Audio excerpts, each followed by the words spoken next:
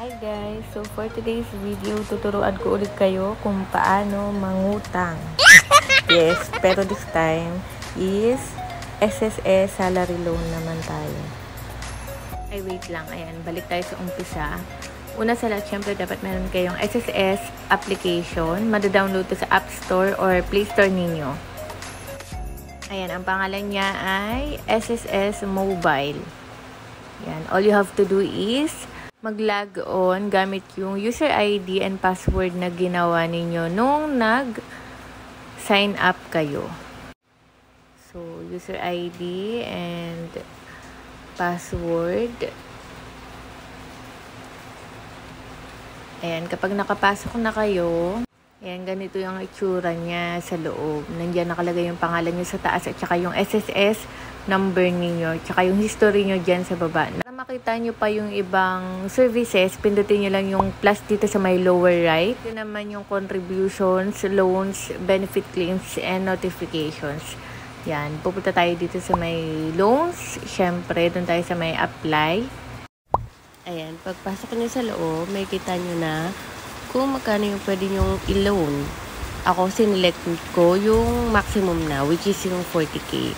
Pero alam ko may option kayo dito na pwede yung babaan yung loan niyo. And then, yung disbursement account, yung bank account niyo, kung saan makikredit yung inyong proceeds and yung banko niyo. Employer ID, employer name. Ay, ang choose branch office na yan, automatic naman yan, yung office yan ng HR ninyo. Iisa lang naman yan pag sinelect nyo. Dapat ayan muna yung pipindutin nyo. Huwag muna tong TNC. Kasi babalik lang kayo.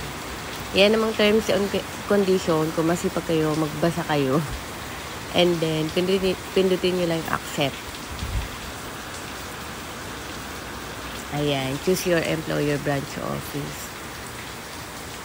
Yan. Select nyo lang yan. Nag-iisa lang naman yan. And then, kapag okay na kayo, click nyo lang yung proceed. Yan. And then, accept again para dun sa TNC. Ayan. Make sure that your contact information with SSS is updated. Tap the OK button to continue your application.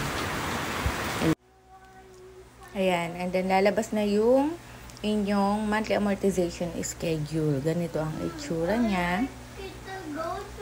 Yan, from first month, kung magkano yung mababawas inyo hanggang sa katapusan ng inyong term.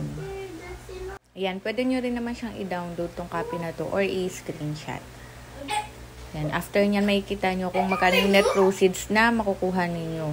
Siyempre kung may utang ka pa dati, kung meron ka pang balanse, mababawas na yun doon sa niloloan mo ngayon.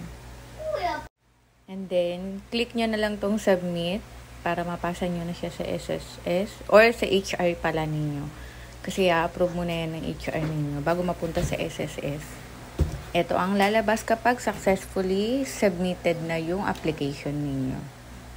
And then, wait na lang tayo ma-credit na sa account natin yung ating loan proceeds. Yes! And guys, good news, after ilang days lang, 5 days na credit na siya. Ayan yung BizLink na nakalagay sa ating SOA.